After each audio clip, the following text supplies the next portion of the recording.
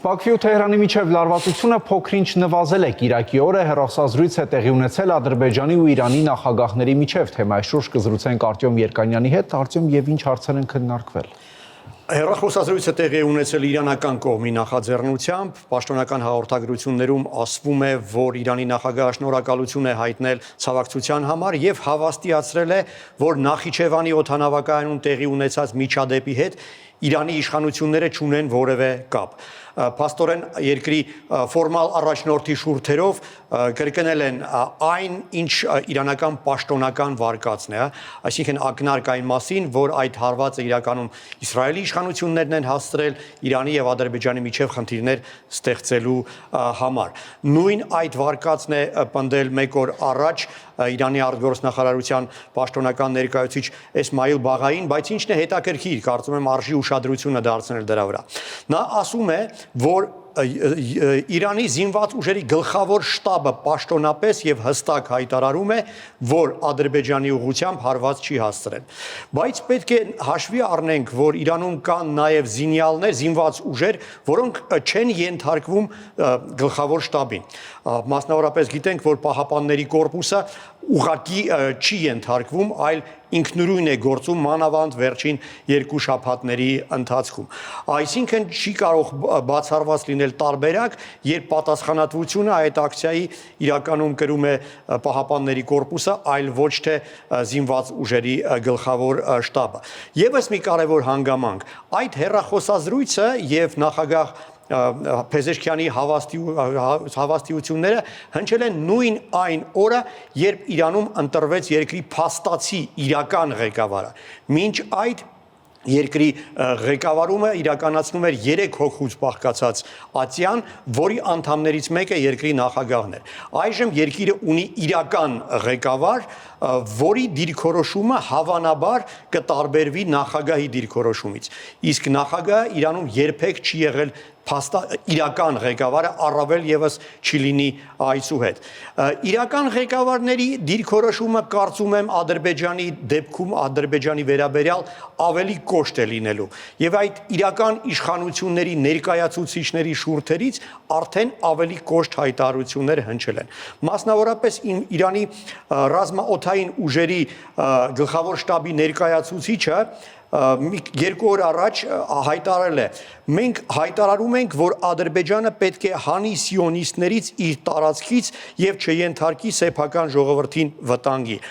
Դա արդեն լուրջ զգուշացում է Ադրբեջանի իշխանություններին եւ կարծում եմ Իրանի նոր փաստացի ղեկավարների տեսակետին այս դիրքորոշումը ավելի մոտ է լինելու։ Իդեպ Իրանի եւ Ադրբեջանի միջև հարաբերությունների սրմանը անդրադարձել է նաեւ քեզ տված հարցազրույցում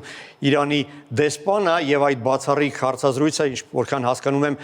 գլխավոր թողարկմանը մեր հեռուստադիտողները կկարողանան հետեւել։ Արտյոմ, իսկ կարելի է ասել, որ հեռախոսազրույցից հետո Բաքվի ու Թեհրանի միջև առաջացած այդ վեճը ուժային տարբերակով լուծելու հավանականությունը վերացել է։ Դժվար է ասել, բայց որոշ մեղմացում իսկապես նկատվում է եւ այդ հեռախոսազրույցից անմիջապես հետո հայտնի դարձավ, որ Ադրբեջանի կառավարությունը բացում է ադրբեջանա-իրանական սահմանը եւ այսուհետ բեռնատար փոխադրումները վերականգնվում են։ Եվ դա չափազանց կարեւոր էր Ադրբեջանի համար, քանի որ այդ սահմանը փակելու արդյունքում Ադրբեջանը զրկվել էր Նախիջևանի հետ ցամաքային կապից, իսկ օդային կապը չկա, քանի որ օդանավակայանում հայտնի խնդիրներն են պատճառը։ Այսինքն ադրբեջանցիները զրկված էին Բաքվից Նախիջևան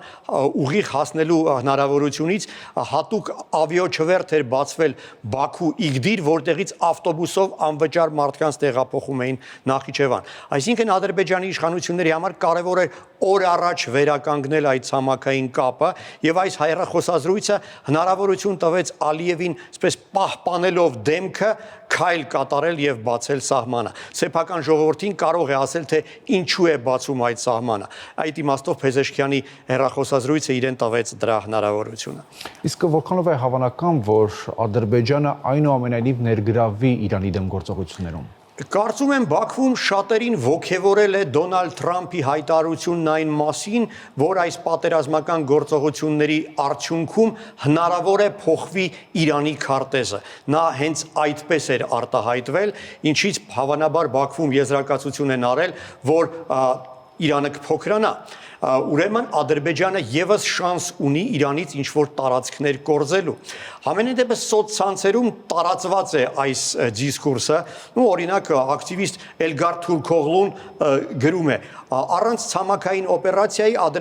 Իսրայելը եւ Միացյալ Նահանգները ոչինչ չեն կարողանա անել։ Թուրքիան եւ Ադրբեջանը չպետք է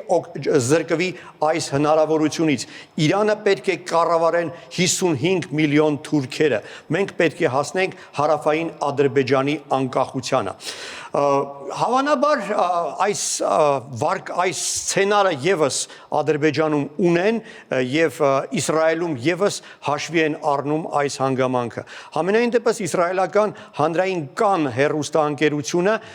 վկայակոչել է փորձագետների, որոնք հավաստիացնում են, որ այս սցենարը կա եւ այն եւս կարող է ինչ որ դեպքում իրատեսական լինել։ Բայց համենայն դեպս Իրան-ադրբեջանական սահմանում որևէ լուրջ կուտակում զորքի չկա եւ այնտեղ ընդամենը որքան հասկանում եմ ավելացել են հակաօդային ուժերին սպասարկող տեխնիկական ինչ որ այսպես սարքավորումները։ Արդյոք հետաքրքիր է այս պատերազմը Ադրբեջանի տնտեսության վրա ինչպես է ազդում։ Կարճաժամկետ պերսպեկտիվայում դրական, քանի որ գազը զգալիորեն աճել է իր գները Եվրոպայում աճել են, մեկ 1000 խորանարդ մետրը $800 է հասել Եվրոպայում,